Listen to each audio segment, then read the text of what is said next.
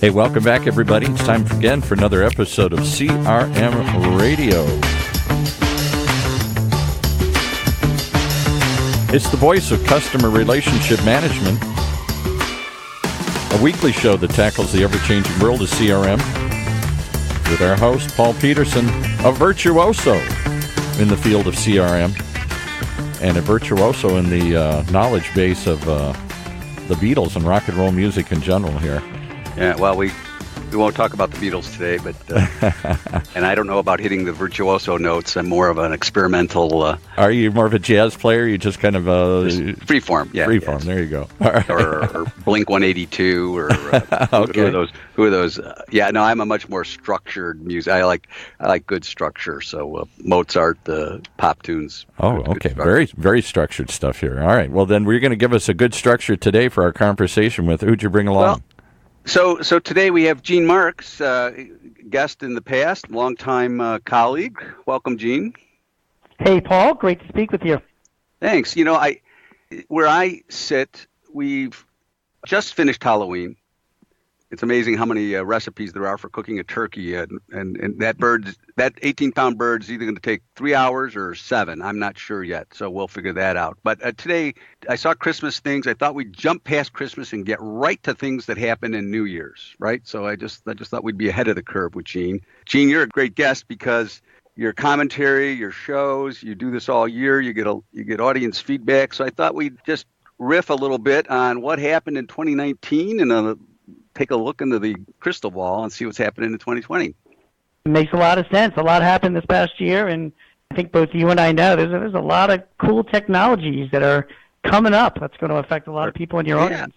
Let's talk about that.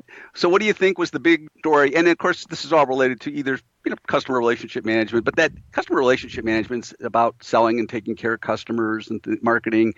So at the end of the day, it's about your business, right? So business trends are important. So what do you think was the big success or story that happened in 2019? I think from a technology standpoint, Paul, the maturity and growing recognition, if not acceptance, of artificial intelligence and bots. It goes way back to when you and I were watching the first Terminator movie about artificial intelligence and robots, and now saying, oh, that's sometime way, way off in the future. But the future is not only here, but it's this is the time. And it dawned on me like in 2019. I mean, like we have a dog. She actually passed away recently, and she was a sick dog, and we used to, we'd go to the local CVS store, and we had a bunch of prescriptions for her. I mean, you wouldn't even want to know. And I'm getting text messages from CVS all the time saying, Lavender's prescription is coming. By the way, Lavender, my wife named her Lavender, Paul. I did not name her Lavender. It's a very soothing name. It is. She's a very sweet little dog, but prescriptions due, and I would get these text messages, and then I would say, yes, please renew, and then I would get another text message back from CVS saying, this one needs a renewal from your vet. Can we contact, him? And I would say yes, and then I would get a text message back an hour later saying we've contacted him, and is it still okay, and when will you pick up? Meanwhile, it suddenly dawned on me, Paul, that I'm literally having a conversation with a robot. This is not a real person at CVS that is texting me. It's a bot. It's artificial intelligence. It's going back and forth with text messages, and it's now becoming more and more part of our everyday life. And a lot of businesses, particularly a lot of the small businesses that I talk to and my clients, are starting to realize, like, hey, we better wake up to this stuff because people are using artificial intelligence now. It's for real. We need to be taking advantage of it. I don't know if you're seeing the same thing, but certainly the text messages about your pharmaceuticals. But the other area that we've seen it, we're getting a few more notices from our banks about. I had an employee make a charge, and he was in Arizona, and I was here, and within seconds, I was given an alert. And I think fraud alerts. I think artificial intelligence has been used there because they have the big data. They have enough data to identify those trends, and then they have the rules engine or whatnot to act on it. So we have seen that on the fraud. And where do you think, though, how will that filter down to, let's say, the more small or modest business, other than being on the receiving end of it? how do smaller businesses start to take advantage of it as you talk about? Yeah, it's a great question because I get the same question from a lot of my clients. They're like, what is this artificial intelligence? Should I be like building some application or doing something about it? And I got to tell you something. The answer is absolutely not. It's the software vendors. It's the people at GoldMine, for example, or the people at QuickBooks, or the people at Google and Microsoft. They're way ahead of it. They're the ones that are building artificial application, bots, workflows, and automation, all built on AI, into their applications. And each new iteration of their applications has more and more of this type of technology as part of it. So as a business owner, whether you're running a very small company or an enterprise firm, you don't need to be creating this stuff. If you're using a good application, the software vendors, that's what they're doing right now. What you've got to do, though, is you need to embrace it. You need to be asking your vendors, is this automation here? And if not, when do you plan on having it here? Teach me how to use it. What do I need to know to take advantage of it? What are its benefits of it? So that you can jump on it. And a lot of my clients are like, I don't know if that's for me, or if it's something new to learn, or I certainly don't want to take away work from my employees. And say, listen, if you're not going to do that, your competitors are going to do that. They're going to embrace automation. And when you look at even like a simple CRM system, people are responding to somebody ask for a proposal, or they have want information about a product, or have a question or a support issue or whatever. Today's CRM applications and tomorrow's, the good ones, they will have artificial intelligence leveraged automation to automatically respond to those requests, and that cuts down on people doing that work, and that cuts your overhead and makes your business that much more productive and responsive. And so here at GoldMine, we've looked at that, and we try to focus a little bit on the simplicity. But even that, we're looking at how can we use artificial intelligence to make what we call suggested call lists. Hey, here are important customers you haven't talked to in a while. Maybe it's somebody who had a couple of support tickets. Maybe it's somebody who you got your last order 6 months ago, or maybe you had a proposal out, right? So we're looking at some ways to come up with a list that helps guide you there, and not necessarily expose the tool, right? In other words, we're not selling a tool set, but we're going to try to prepackage some things like that, learn from it, see if we can get our customers to take those suggestions. Because otherwise, a lot of CRM is just record keeping. It's good record keeping. Here's what's planned. I had, here are my call notes. But we don't see a lot of, here's what you can do to engage with these customers. And some of the other, areas that we look at in business too are going to be, whether it's in GoldMine or standalone, is can you identify customers who may be at risk at leaving, but they haven't said that to you, right? That would be a huge win. It's real easy to respond to a customer who's angry about something and escalates. That's easy to work with, right? But it's all those silent people who are out there, and I'm not sure we figured that out yet. But that's one of the things that we're trying to crack out of CRM, to say, can we help you on the retention issue, which is a key tenet of CRM. It really is, and it's predictive analytics, and it's using artificial intelligence to look at histories and make suggestions for you based on what they think a customer or a prospect may be doing. I just don't think that if you're running a business, you have to worry about developing this stuff on your own, because good companies like GoldMine, they're doing it because you realize your competitors are doing that, so you got to keep up. And you'd mentioned the idea of conversation with a robot, and I've been trying to to sort this out, saying, well, oh my gosh, what will we all do? Well, it turns out that maybe instead of us personally delivering some of these answers, that the bots do, standard questions, right? I can answer most of these. Voice recognition has got that. I think that is the one technology that has moved from anything having to do with experimental into mainstream, and that is anything having to do with voice. You see Alexa. So I'm kind of late to the party to declare that a winner. But if we'd done this show last year, I probably would have said voice technology, amazing, right? But it is amazing. It is amazing. But now the employees, there'll certainly be employees who have to run the models and stuff, technology workers. But now employees in a company become content creators, right? Because once you create, quote unquote, the answer, you can plug that in right to the artificial intelligence, so that content is now available for distribution. So you may have changed somebody's work, but you've maybe made it enrich the job, because now they have to be content specialists of some sort, right? Explaining how your product works, or this process, or answer to common questions, things of that sort, right? So at the moment, they haven't come up with artificial intelligence that will generate those answers for you. They're really good at identifying who should get what answer and maybe help you out. Is that a fair assessment so far? It is, absolutely. And just listen, you talk to any business person who's been running a business, they will tell you that good people make their business better and lift them up, make them better at what they do. And the same goes with technology. I mean, you have automation and bots and software that can do stuff at the lowest of level. It lifts up everybody else in the company to do smarter stuff. Like you just said, content creation is just one example.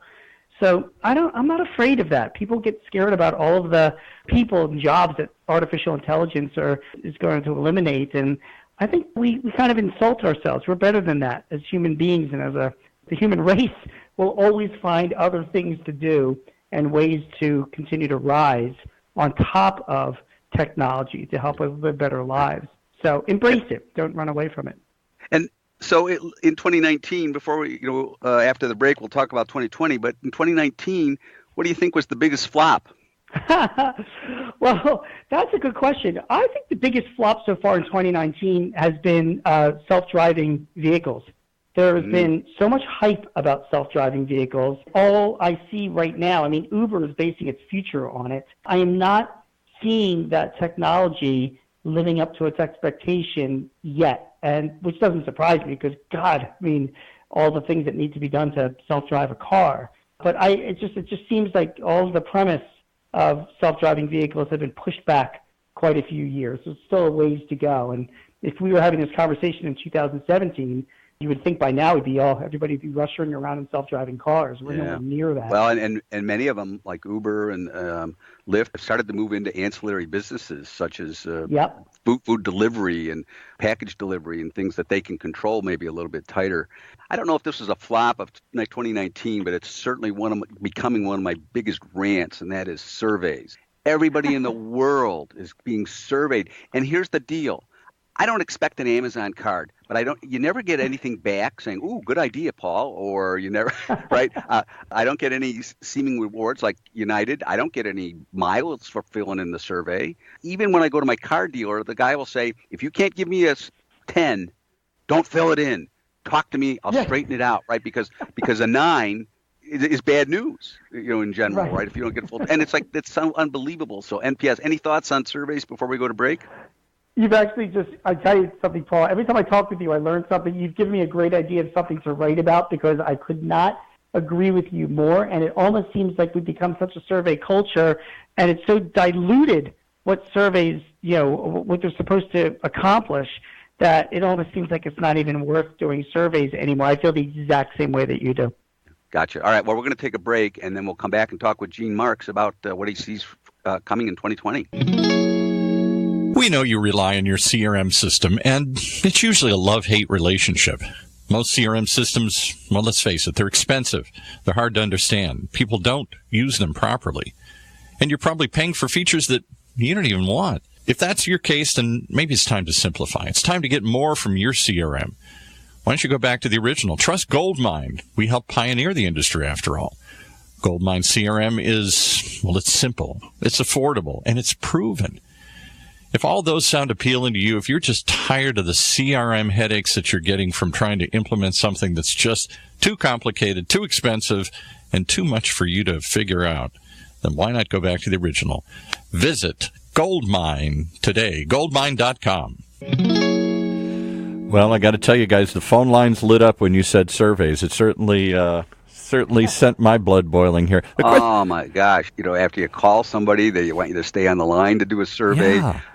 And the question they never ask is, what's in it for me? I get why you want my feedback, but why am I supposed to take 5 minutes to fill out? What are you going to do it besides give some manager a bonus if they hit it or not, or beat up on some employees because we don't know what happened, but the surveys came back bad. And I had one from the electric company, and I thought that would be an easy one.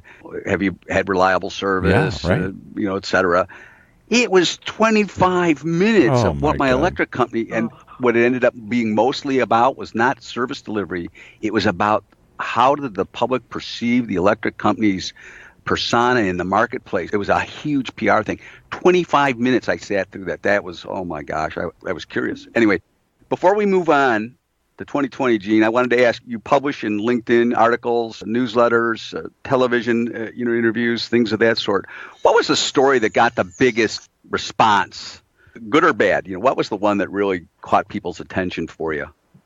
Oh gosh, there were so many of them during the course of the year. The one platform that seems to get the most type of responses actually is The Guardian that I write for, believe it or not, because there I write on more sort of issues affecting small businesses, and a lot of it, believe it or not, one of my biggest feedback that I got this year was about women in the workplace. And how I wrote one article a couple of months ago. There was a study that came out from Sheryl Sandberg's organization, and then another corresponding study that showed that a lot of men are in the workplace are now more afraid of working in close proximity to women, traveling with women, and in some cases even hiring women for certain jobs because of the Me Too movement. And therefore the Me Too movement has had sort of this backlash it's actually hurting females. It's precluding them from getting opportunities. And I wrote about that more so to the sake saying, well, this is a fact and that's a shame because, I don't know why any man in management would be concerned about working with. I mean, we all know how to behave, but apparently there are still a lot of men out there that I guess are nervous about their behavior or how they don't trust themselves. And because of that, they're actually holding back from giving women opportunities. I saw a man in an elevator say to a coworker in the same company, "Oh, your hair looks great today," and she just ripped him a new one. And wow, I thought, so just a comment, that makes you, which would be normally things you say to cheer people up or spread a little good news, as opposed to, I'm not sure. It's a great point. So for 2020, we talked a little bit about artificial intelligence. What do you see as on a technology frontier for 2020, since we won't be getting driven to work in our auto-driving car? Well, I do think that we will be seeing in 2020 a dramatic move to more self-service, both from a consumer standpoint and then also I think in the workplace as well. A really good example of that is the explosive growth of HR platforms, human resources. There's Namely and Bamboo and Zenefits and even Paychex. All these companies are coming out with these platforms. They're mobile apps that connect into your payroll system. And then, so not only can employees check, their payroll from their phones, but they can put in for paid time off. They can update their contact information. They can request sick time. They can manage their insurance, and they even are now helping to manage performance reviews as well. These mobile apps, which of course we all do such a great job with our performance reviews, timely and all. Oh, it's funny. It's funny you mentioned that. So we use Workday, and it covers everything you said, expenses and whatnot, and time off. As a manager, I get I can see what my team has. But when you mentioned performance reviews at our company, so Avanti, our parent, as it were, or the legal entity, over close to 2,000 employees worldwide. When I worked for Arthur Young, the review system was this. He sat you down and my partner said, "Paul, you did good," or "You didn't do so good." That was pretty much it. And so I always remembered that. It was real short and sweet, not a lot of opportunity for fluff. And now our company has moved to what we call quarterly checkpoints. Just basically a couple of things which I think are pretty neat. This employee is performing above their job description, i.e., so you're now looking for talent that needs to be developed or maybe promoted, or this person is not meeting expectations. It's more like performing the roles of this job, well, or is not performing. And then you have a couple of questions. Would the business be impacted if this person left? So trying to identify, loyalty issues. And then there was also a question about pay. Do you feel that your employees, where they belong, right? So 4 or 5 questions every quarter that try to signify engagement, but also, is there any risk reward that needs to be done? So that starts to make a lot more sense rather than typing things in that sound the same every year. But I know a lot of these apps and a lot of the places that I deal with are actually asking for more feedback, and even more often than just quarterly. And listen, Paul, you and I created this monster. I mean, the millennial generation, and we both have kids in this generation, they make up almost 50% of the workforce now. And this is a good, hard-working generation of people, but they were raised a little bit differently. I mean, like my kids, I'm sure your kids got a trophy whether they won their Little League game or not. Everybody. Yeah, well, it's funny, I complete some of the educational courses that we go through on, corporate data and discrimination and whatnot. And at the end, would you like your certificate framed? I used to print them out and put them in a book, thinking I would carry that to the next job or something, and say, "Here, leaf through all the things." Anyway, everybody gets a trophy. I completed the class. Oh, that's my gosh! They want this feedback. They want this feedback, and that's what these apps do. And what I found, they're asking for the employees to be more engaged. And what they are doing also, these HR platforms, and I've been recommending it to any client with more than 5 employees, because they really do increase productivity and decrease. This is why these HR apps are supposed to be like a $10 billion industry in the next few years. It is it's a productivity tool, because your employees are putting this information in right now. In a lot of smaller companies, there's some poor HR person or bookkeeper or the controller of the company has to deal with all of this stuff. Now these HR apps are allowing self-service from a mobile perspective and taking the burden off the administrator. And I think the other point that was sort of in there, and that is that this technology is available to businesses of much smaller sizes. In the past, you had to have sort of scale to either afford that or afford the implementation. And now with these platforms, be they mobile for the end user, but for the administrator, businesses can take advantage of it. So that's a pretty good idea too. We're getting the wrap up sign here. We're on radio, so it's amazing that I can see that. But in any event, what advice would you give us all for running our business in 2020? What would you say to keep an eye out on and try to achieve? Here's my ultimate advice, and Paul, I'm going to put my accounting cap on right now as a CPA. Everybody listening, if you're running a business, make sure you have at least 6 months of cash on hand. I know it might vary by industry or season, but it is a good rule of thumb to have. There will be a recession someday. Don't believe that it will be this year, next year, 5 years from now, but there will be some. And the companies that have cash are the ones that survive and win and make better deals. So don't overstretch yourself. Things have been pretty good this year. I think the economy should be pretty good in 2020. Put a few nuts away for the and I should mention, Gene, at your LinkedIn page, you've got a great article about 3 things your accounting system can do to increase cash. So that ties into your goal. So I encourage everybody to go to LinkedIn, look up Gene Marks. That's Gene with a G, Marks, and check out his articles. But there's a great one on that. So, well, Gene, thanks for joining us. And now we'll go off to our black tie Happy New Year party. I do have a podcast coming up on all the email legislation that's about to drop in 2020, so we're going to talk about that too. So with that, I'm looking out at the water on the 14th hole. It's surf's up.